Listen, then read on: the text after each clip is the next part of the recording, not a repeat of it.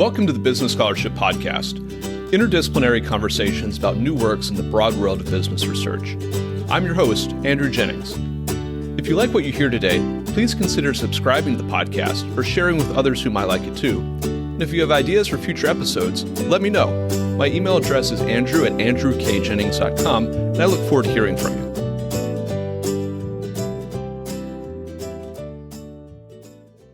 Our guest today is Sarah Haan, professor of law at Washington Lee University. We'll be discussing her article, Corporate Governance and the Feminization of Capital, which is forthcoming in the Stanford Law Review.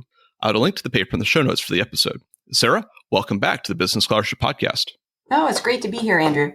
Sarah, before we jump to this paper, I'd like to ask you a little bit about your scholarly agenda as a legal historian. You do really interesting archival work in business and economic history, and I wondered if you could tell me and tell the listeners a little bit about what motivates you to do that work. How do you identify the subjects that you decide to write about? For example, how did you identify this subject to write about?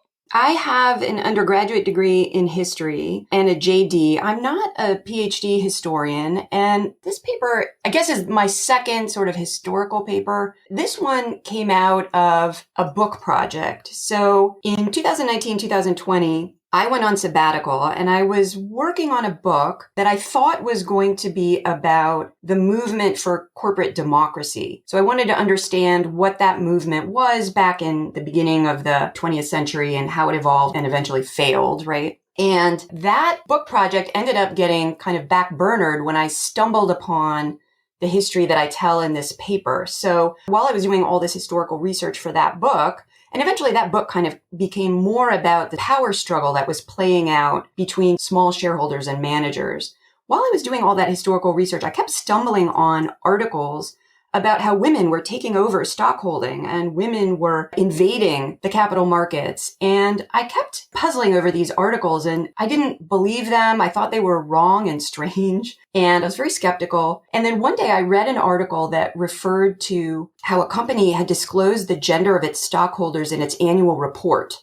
And this was an important moment because it was sort of an aha moment for me because I thought that's verifiable, right? That's either true or it's false. And I can look to the annual report and see if it's true. And so at the 2020 AALS annual meeting, which was in Washington, D.C., I bowed out of the annual meeting and went over to the Library of Congress. And I went up to this dusty attic where they hold the microforms of historic annual reports and started going through them. And much to my surprise, I discovered that, yeah, it was true that this particular company had disclosed the gender of its stockholders in its annual report and that other companies were doing this too, and they were doing it commonly, and that there were graphs and charts. And so as soon as I saw that, I was literally in this dusty attic and I was having this watershed moment where I realized I had to put my book project, to the side and focus a little bit more on the feminization of capital. I love that history, that personal history of your discovering the subject. And as legal scholars, we might find ourselves working on a database or with a data set, something like that, but we might not find ourselves in a dusty attic all that often. Now, this question is pretty broad, but the title of your article is pretty striking. And I wondered if you could maybe introduce what you mean by the feminization of capital. You've alluded to it a little bit, but in maybe giving us an overview of what that title means, what it captures,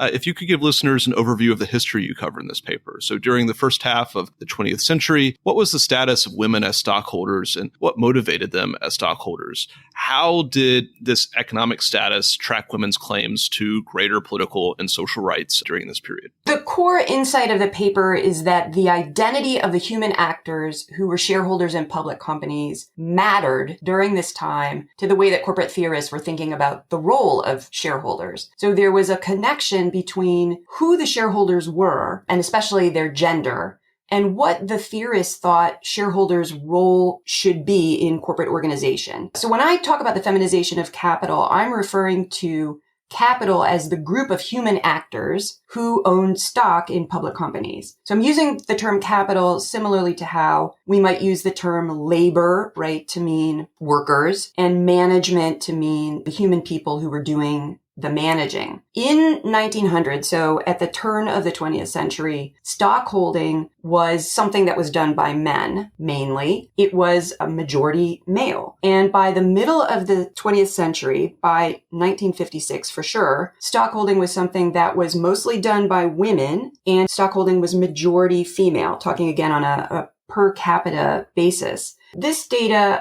is not my original data. It actually comes from the New York Stock Exchange. So in the 1950s, the New York Stock Exchange started doing these massive stockholder censuses where they looked at shareholder demographic data, again, in part because the identity, the demographics of who shareholders were was understood to matter to corporate organization. And it was the New York Stock Exchange's 1956 census that first concluded that women were a majority of public company stockholders across the market. But it's important to understand that at many large blue chip public companies, women were actually a majority of stockholders long before the 1950s. So, for example, we know that at AT&T, women were a majority of stockholders by at least 1910. Women stockholders outnumbered men at General Electric and the Pennsylvania Railroad by the late 1920s. And women outnumbered men among stockholders at U.S. Steel by 1950. So, another possible way to think about capital, of course, is to think about pro rata shareholdings. The problem with that in the context of my historical project is that there's actually not very much data about pro rata shareholdings by gender. So that was a bit of a problem as I went back to study that. The New York Stock Exchange censuses in the 50s consistently found that the average man held more stock than the average woman stockholder. So I think across the market, it looks like women probably never owned more stock than men, but at particular companies, they definitely did. So for example, because I have been able to find data on specific companies, either because the companies disclosed the data in their annual reports, or in some cases, there was investigative reporting that was done on the gender of stockholdings that produced pro rata data. We know that, for example, at American Sugar Refining Company, which was like Big Sugar of its day, women owned more stock at that company than men by 1909. At AT&T, it was at least by the late 1940s. It might have been before that. And U.S. Steel is an interesting example because, as I mentioned before, women first outnumbered men as stockholders at U.S. Steel in 1950. Their holdings of common stock first exceeded the holdings of men in 1956. So we can point to specific companies where women owned more stock than men. But the problem is I don't have this sort of data across the market to make broader generalizations. And then, what was motivating women to move into stockholding at such a high rate? I mean, this is a question that I get a lot. I think it's possibly really a question for a social historian, but I do offer an economic rationale in the paper during this whole period. So I mostly focus on first half of the 20th century. When women went out into the labor market, their wages were strongly discounted for their gender. But the return on a share of stock was not discounted in any way on the basis of who owned the stock. So stockholding and securities investment generally was one of the few ways that women could grow their wealth on an equal footing as men, sort of in the same way that men did. And then it's also really interesting, this question about women's political rights is really interesting. Women could vote as corporate citizens long before they could vote as political citizens in the United States. So even though there were coverture laws in existence in the 19th century, we know that in New York, a statute was passed in 1851 that clarified that married women could own and vote their own stock. And of course, women don't end up getting the political vote until the 19th Amendment is ratified in 1920. But women were voting at corporate meetings as stockholders long before 1920. And there's plenty of evidence that women were attending meetings.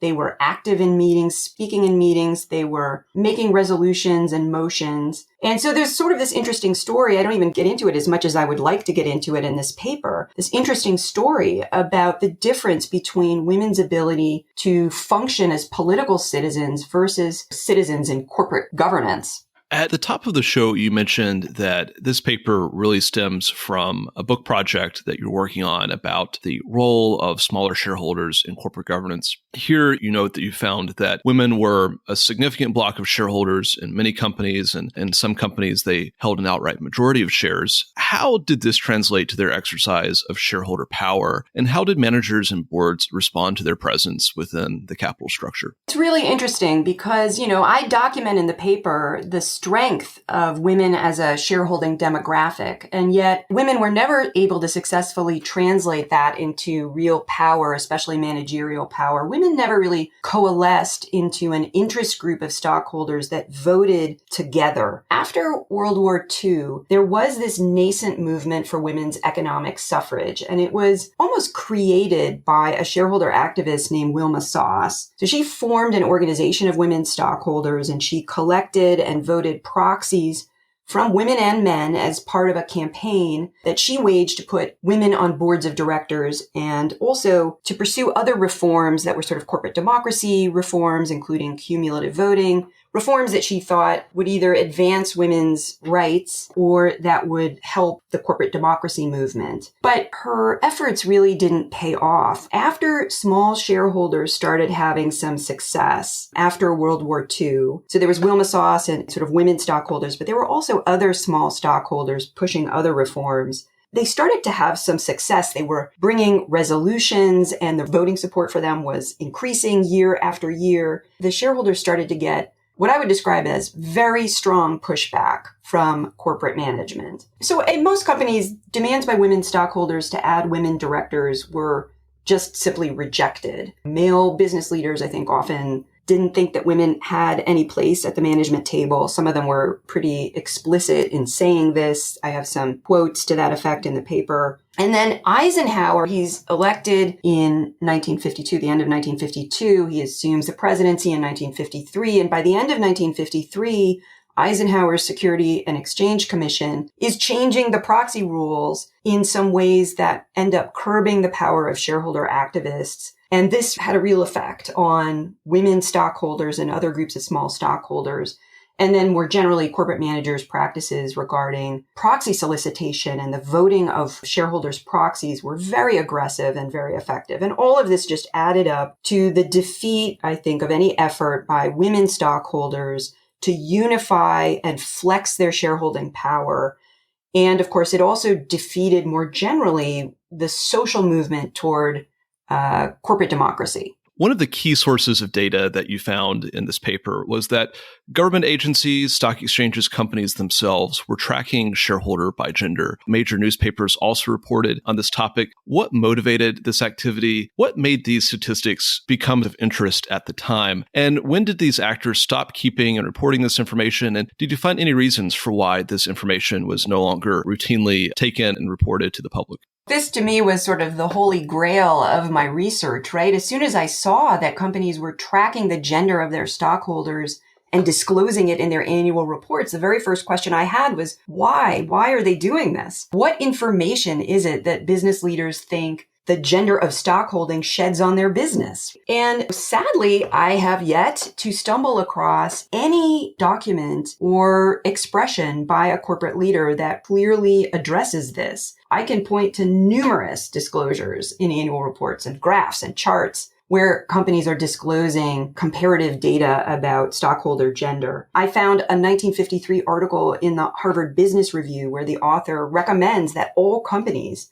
disclose the gender of stockholders. And yet the article doesn't say why that information would be useful. And what I concluded from that actually was that the author believed it was self-evident to the reader of the Harvard Business Review in 1953 why business leaders would care about the gender of their stockholders. I mean, I think what was going on, frankly, is that business leaders were motivated by contemporaneous stereotypes about women and ideas about gender difference. Women during this whole period from 1900 to the 1950s were not considered to have the aptitude to really participate in business. So the fact that stockholding was feminizing probably suggested to business leaders that stockholders should not have much say in how business was run, right? The more feminized stockholders were, the more incompetent they were, sadly, to play a role in corporate governance. And in fact, of course, then this tracks with the way that corporate law was moving during this period. So coincidentally, power was being shifted away from shareholders during this whole period. And it was being shifted toward a group that was almost exclusively male corporate managers. So I was very surprised to learn, I was sort of fascinated by U.S. Steel because they disclosed the gender of their stockholders into the 1980s. It's interesting to look at their disclosures because women first surpass men on a per capita basis among stockholders in 1950. And that difference persists for decades at U.S. Steel. I don't know why they were still disclosing. They were an outlier. I don't know why they were still disclosing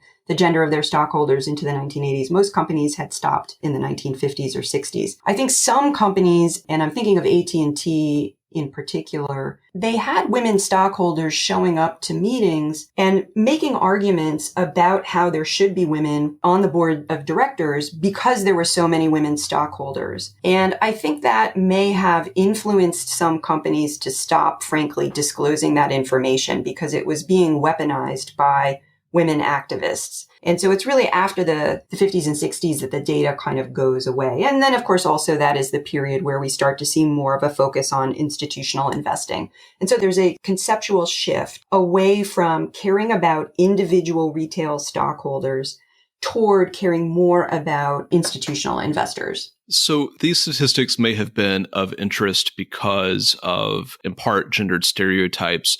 I wonder if we could delve into that a little bit deeper. What influence did this feminization of capital have on 20th century corporate and securities theory? And in particular, you discuss a gendered link between the concepts of femininity and the corporate law theory of shareholder passivity. Could you maybe talk about that relationship a little bit?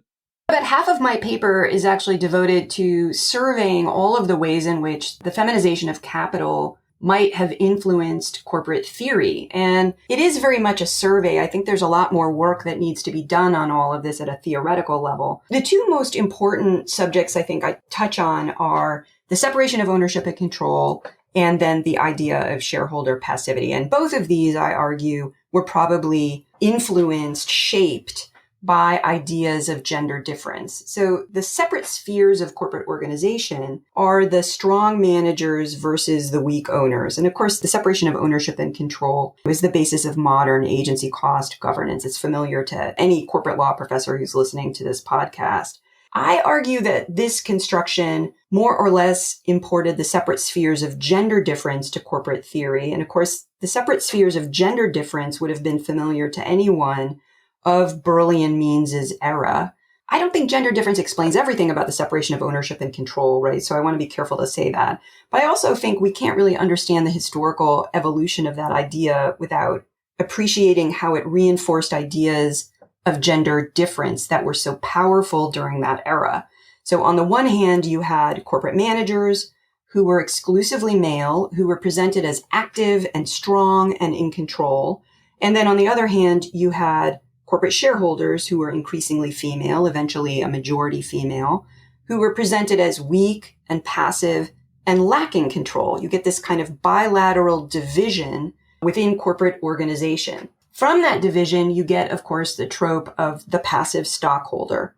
And so Burleigh Means depicted the passive stockholder as a problem for the corporation. So they wrote that shareholders' passivity justified subordinating shareholders' interests to those of other stakeholders in the corporation, such as labor. Labor, of course, would have been disproportionately male, right, as opposed to shareholding by the 1930s. And then, of course, later, the law and economics movement comes in and it reconceptualizes shareholder passivity. The concept of shareholder passivity really took off after Burleigh Means wrote about it. Law and economics comes in, reconceptualizes shareholder passivity as a good thing. So Burleigh Means had said it was a bad thing. Law and economics says, oh no, it's the solution to this problem of bounded resources. And shareholders are rationally passive. Above all, the rational shareholder should care nothing about corporate governance. They should not care about control rights. They should care only about stock prices and return on investment. So it's really interesting to think about shareholder passivity as this kind of morphing idea over time that originated in this 1930s kind of idea that shareholders were passive, which I suggest may have just frankly been about gender, right? Passivity was a concept in that time that was closely associated with women and femininity. It's even possible that when Burley and Means use the word passive to describe stock ownership in the modern corporation and private property, which was published in 1932, it's possible that their readers really just understood that they were talking about women. So that's something that I continue to look into and to to try to learn more about. And I have to admit, I have a follow-on project actually about the trope of shareholder passivity, because I want to talk a little bit more about how there's evidence that shareholders during this time really wanted to participate actively in corporate governance, but how corporate law never really developed any mechanisms that would have facilitated active participation by shareholders. Really, there was this whole turn away from that.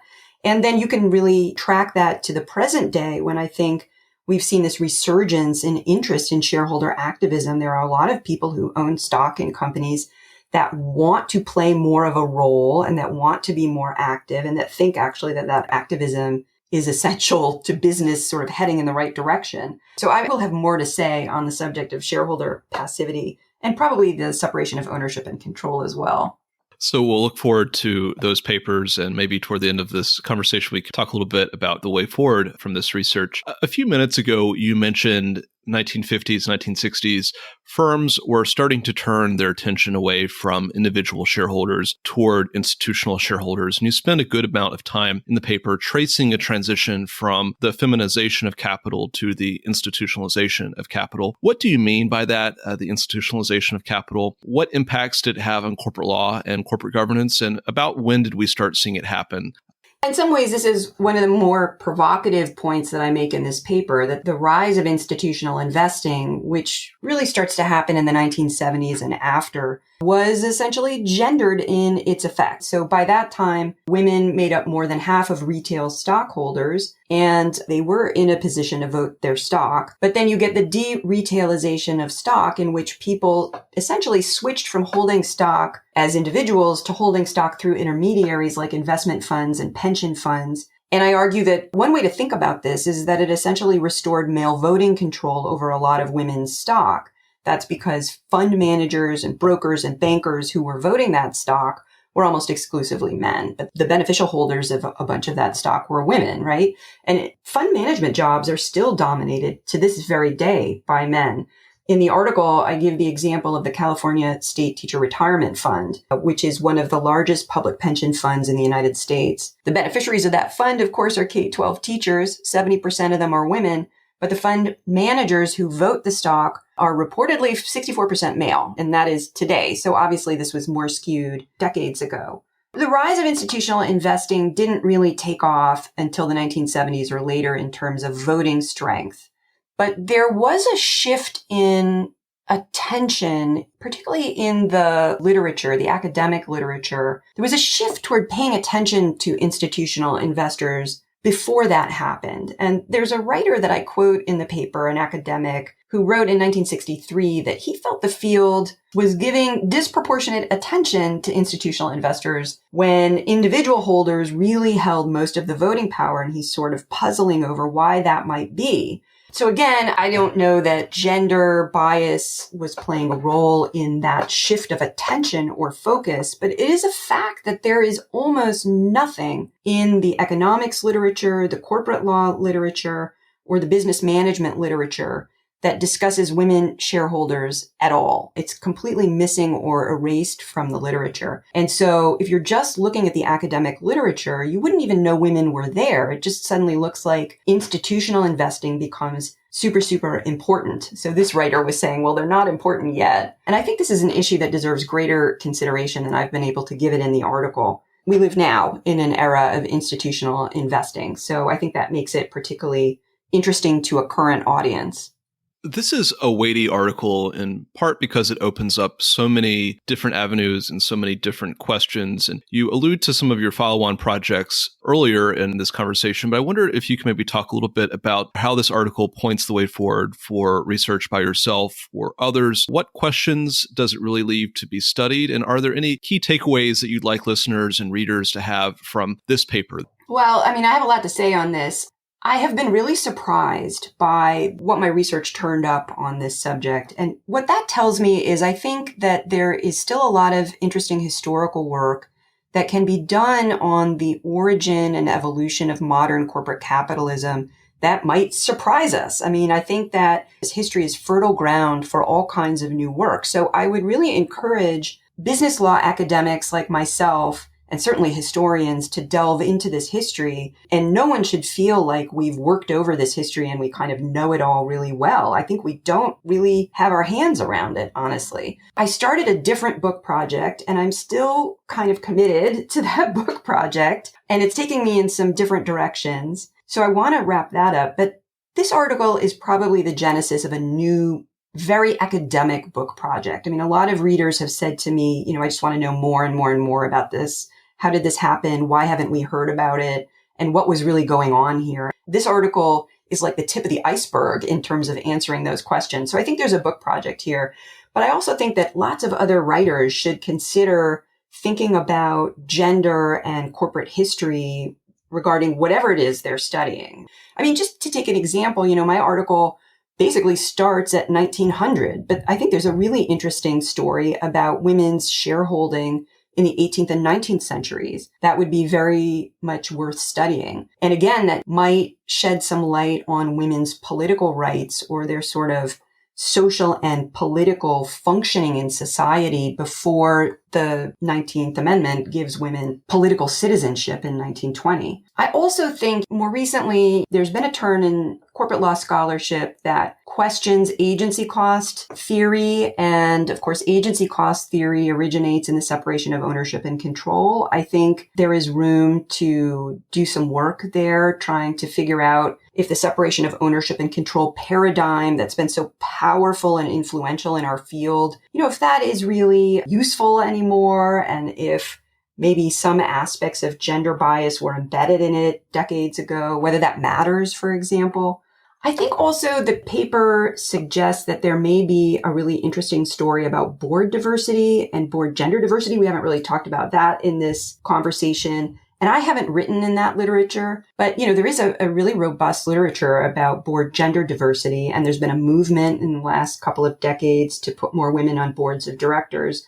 It's interesting because when I started studying this, I really had to go back to press accounts and to archives to try to figure out, for example, when women first became corporate directors at major companies. There's not a comprehensive history of that, as far as I know. And I think that that would be a really interesting history for someone to write. The whole story of how women fought to be included in corporate management or excluded. So my great hope is that this paper is going to catalyze more work by a lot of different scholars and different kinds of scholars to look more closely at gender and the origin of modern corporate capitalism. And I would love to make myself available to scholars to talk about, I have a lot more research, honestly, than made it into this paper. I have a lot of research. And I've been limited in some ways under COVID precautions. I haven't been able to go to as many archives as I'd like to go to because they're closed to visitors. And so anyway, I have a lot now. I probably will have more in the future. I'd love to share what I've got with other scholars and to share ideas about how you can do historical research in corporate law. I'm just really excited to have tried my hand at history. Not being a PhD historian, I was maybe a little nervous about that, but I think it's working out all right. Our guest today has been Sarah Haan, professor of law at Washington Lee University. We've discussed her article, Corporate Governance and the Feminization of Capital, which is forthcoming in the Stanford Law Review. I'll add a link to the paper in the show notes for the episode. Sarah, thank you for joining the Business Scholarship Podcast. Thank you for having me. Thank you for listening to another episode of the Business Scholarship Podcast. If you like what you heard, please consider subscribing to the podcast or leaving a rating on your favorite podcast app, or let other people know about it too. If you have suggestions for future episodes, please let me know. My email address is andrew@andrewkjennings.com, and I look forward to hearing from you. Until the next time, I'm your host, Andrew Jennings.